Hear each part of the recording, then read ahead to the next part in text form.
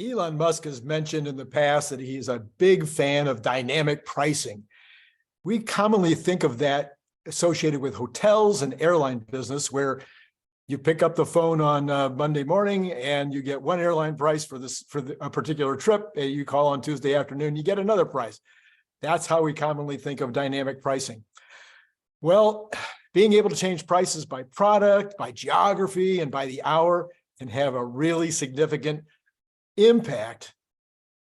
It's not possible if your customers might be upset by more than one price change per year. This is Randy Kirk. That's what we're going to talk about today, because I think Elon Musk is a marketing genius. I've said that on more than one occasion. He's proving it again. Let's take a look at how. So if you like this kind of content, you know what to do, and then subscribe, notify, and join my Patreon. It's only $5 a month. So I have sold products and services in about 35 industries, my various companies, everything from import, export in various countries around the world, mass marketers, bike shops, locksmiths, hardware stores. I could go down the list of all the different industries that I've sold in. And in my career, when I was selling products in those industries, you usually set your prices like once a year. You would set your prices. You would actually create a physical price list.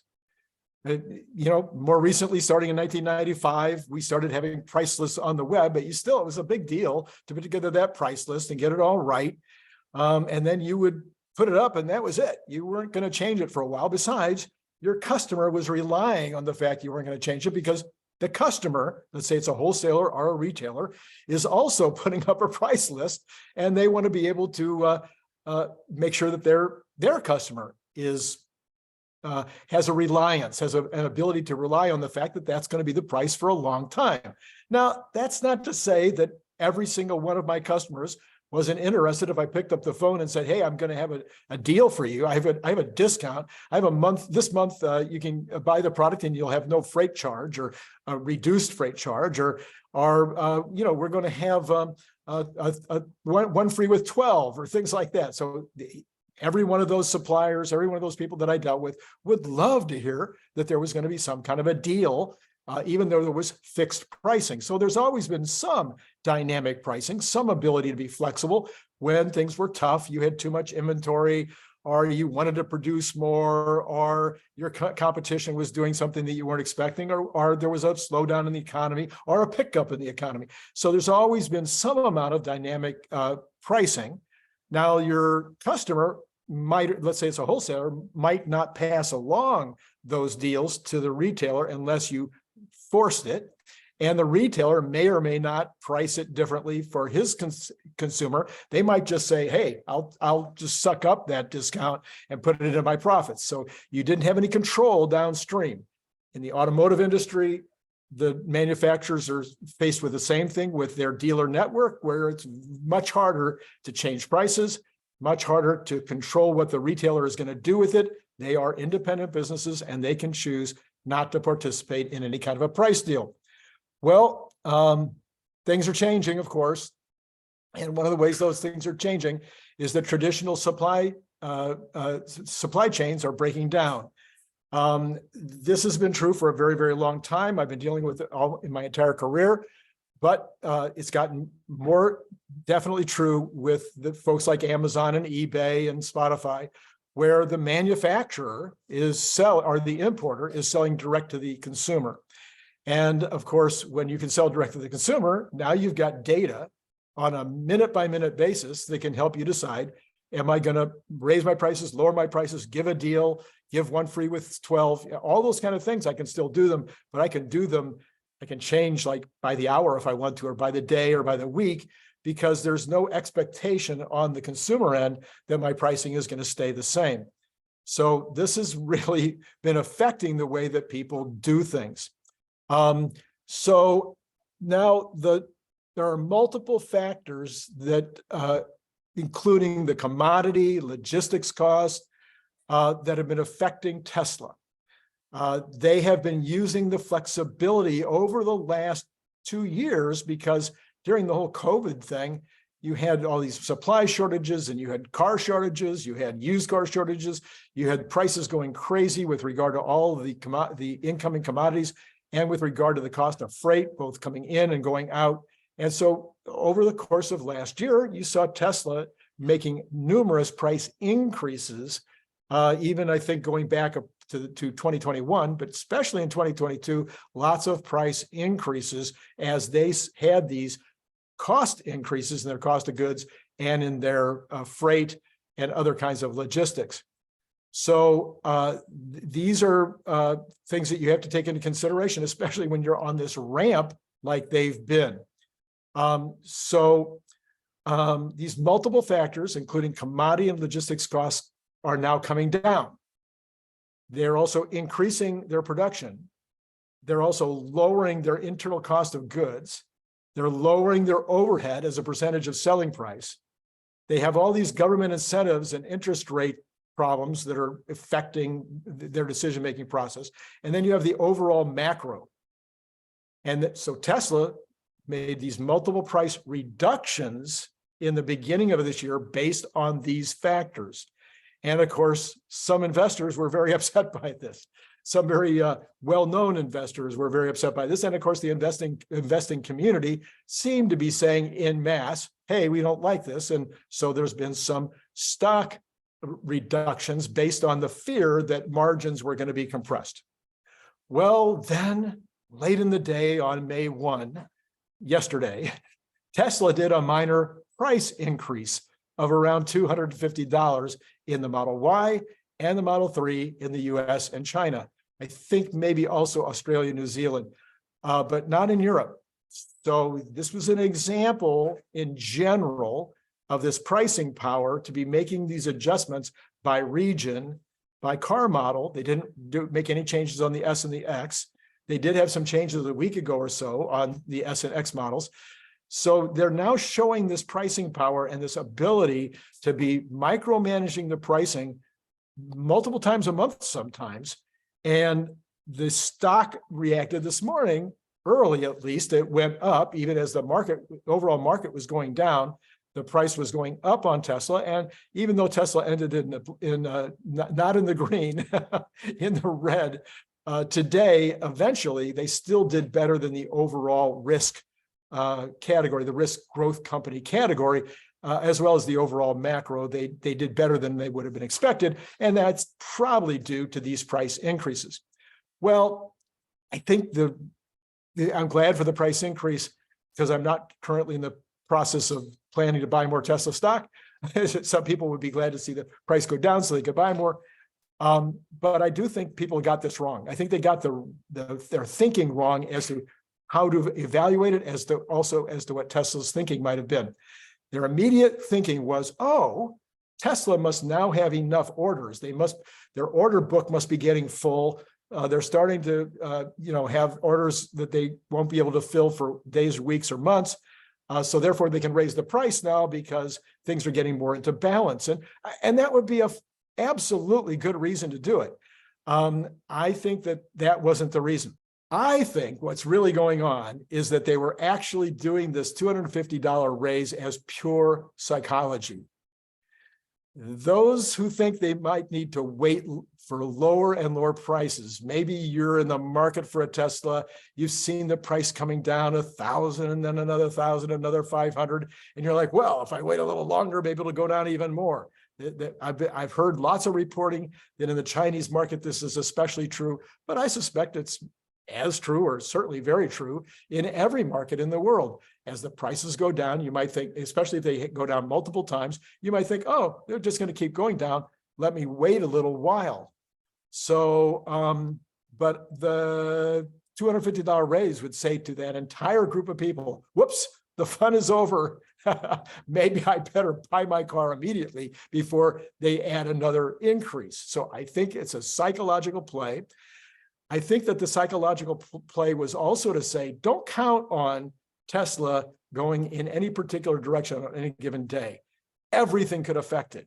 The weather could affect it. Seasonality could affect it.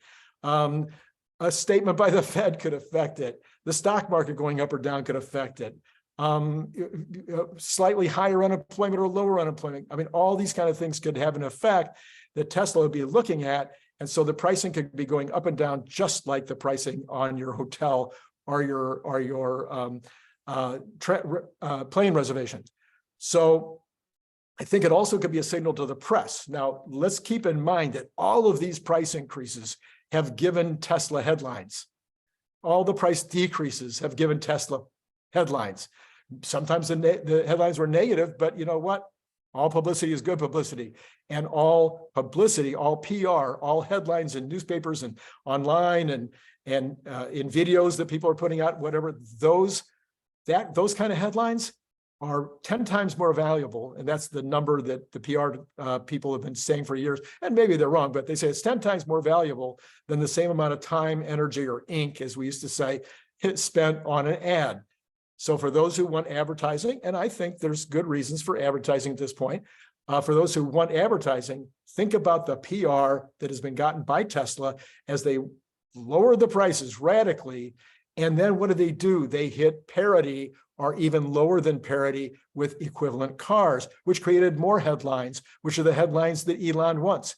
He wants the headline that says you can now buy a BEV car, a fully electric plug-in car. You can buy it for the same price as you can buy an equivalent in terms of its looks and its interior design, et cetera, all the features and benefits.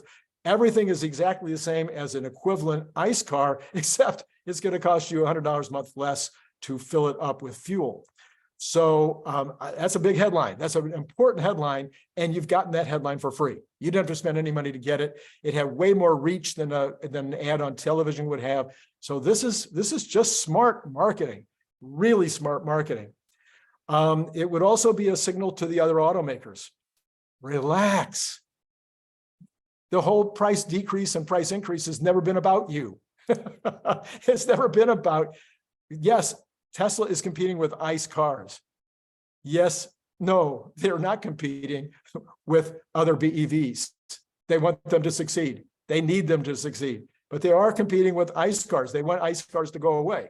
But is that what they're thinking every morning when they get up? Absolutely not. I'm going to say this without reservation. Elon Musk doesn't get up in the morning going, I need to destroy General Motors, or I need to put Ford out of business, or I need to just get more of those ICE cars off the road. That is not the thinking. The thinking is, how can I sell more BEVs? How can we manage and make sure that we get 100% of production out the door this year at the highest margin that we can possibly get it out the door at?